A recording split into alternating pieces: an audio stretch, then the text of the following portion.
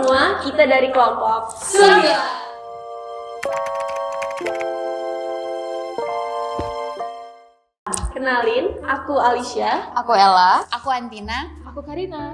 Aku Adi. Dan aku Kadafi. Nah, di sini kita mau bahas suatu topik yang lagi hangat diperbincangin, yaitu tentang mental health.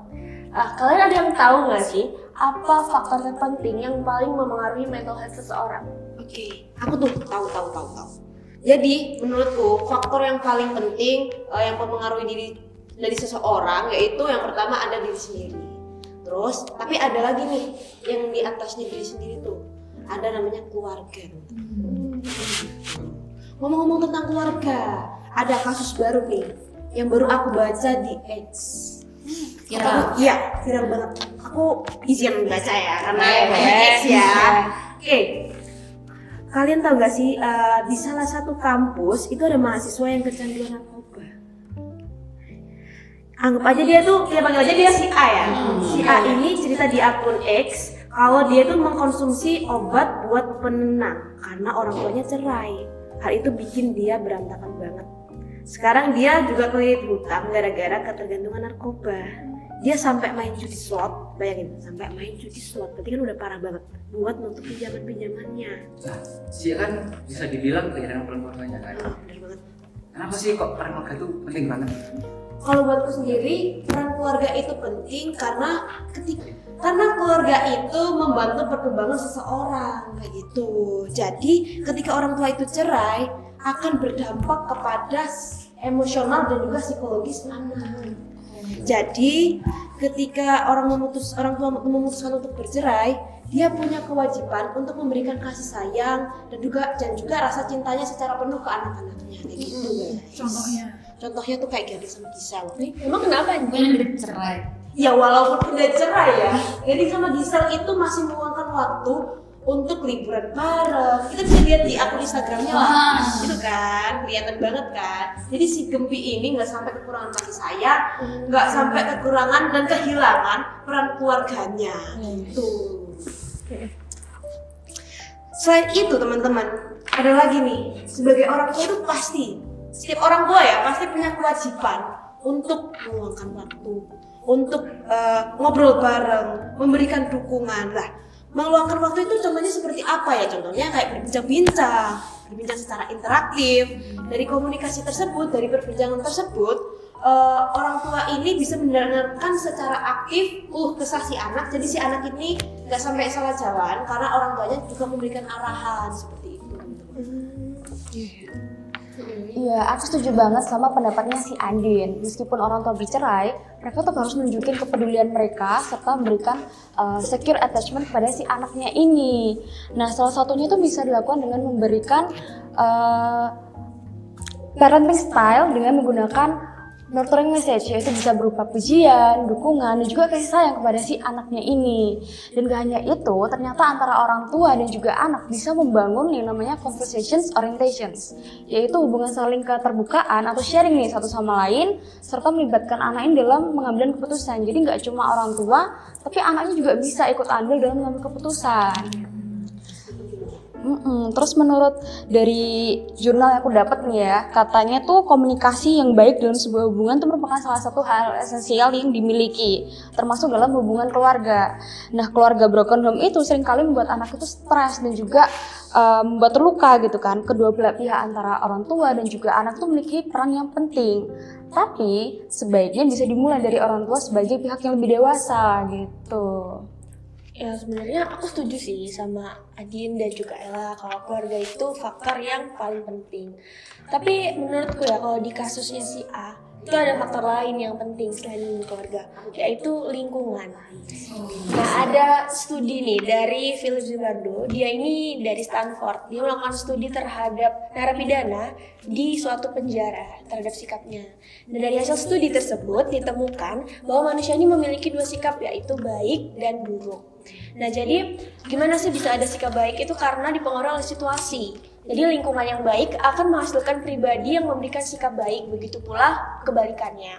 Nah, menurutku si A ini kan kalau dilihat kan orang tuanya broken home gitu ya. Terus dia merasa kesepian, tidak ada tempat cerita, sehingga dia berceritalah ke temannya.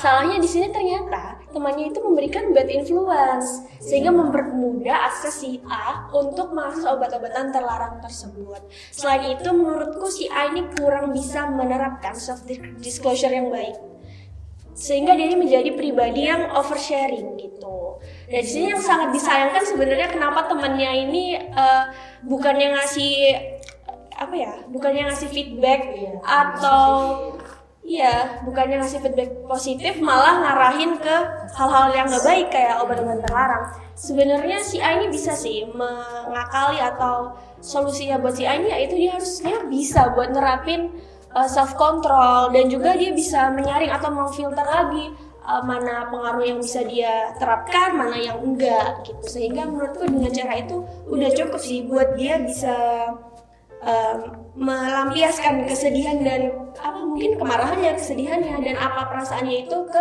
hal-hal yang lebih positif kayak gitu. Dan menurut aku juga kita tuh nggak bisa sepenuhnya menyalahkan si A ini gitu loh, karena dia kan ibaratnya terjebak di lingkaran setan gitu ya. Jadi harus ada yang bisa bikin dia tuh keluar dari lingkaran setan itu gitu. Jadi balik lagi ke lingkungannya itu yang harusnya bisa lebih peka lagi ke teman-teman sekitarnya, lebih perhatian lagi gitu. At least dia tuh tahu kalau ada yang peduli gitu. Sesimpel nanya kayak how's your day, are you okay, or everything good, ya something like that gitu. Setidaknya dia tahu kalau ada yang peduli. Kalau misalkan mau lebih lagi ya si teman-temannya bisa kayak bilang, kamu ada apa, aku bersedia kok buat dengerin cerita kamu, atau kayak ngajak ngopi nanti malam cerita ya, atau call ya nanti malam kita cerita gitu. Jadi jadi setidaknya dia tahu kok kalau aku masih ada dia kok yang mau peduli sama aku gitu kan. Dan aku tuh pernah baca juga ada beberapa cara buat managing konflik interpersonal gitu ya. Ada salah satu cara namanya accommodating way gitu. Dan aku berpendapat bahwa ketika orang tuanya berpisah, harusnya mereka itu pakai accommodating way ini buat menyelesaikan masalah itu gitu. Jadi meskipun ujung-ujungnya tetap berpisah, tapi setidaknya atas kesepakatan bersama gitu loh. Jadi si anak ini bisa menerima juga kalau memang orang tuanya berpisah, tanpa harus dia berantakan, tanpa harus dia merasakan kok aku gini banget ya gitu. Akhirnya dia melampiaskan ke narkoba, judi, pinjol, dan lain-lain gitu sih.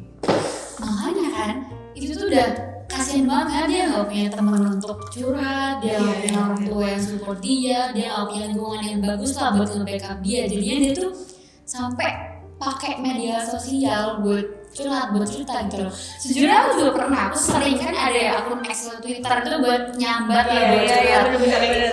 Tapi tuh akun private. Bener sih. Kita Harusnya di private sih. Harusnya di private. Biasanya kalau dia di manifest kan semua orang bisa baca, semua orang tuh bisa lihat, walaupun itu anonim. Ya sebenarnya curhat di media sosial kayak X atau Twitter itu sebuah hal yang bagus, karena itu kan salah satu benefit dan kita bisa dapat itu tuh pakai sosial media, kita bisa dapat support, atau bahkan kita bisa dapat orang yang senasib sama kita, nanti kayak relate lah gitu maksudnya.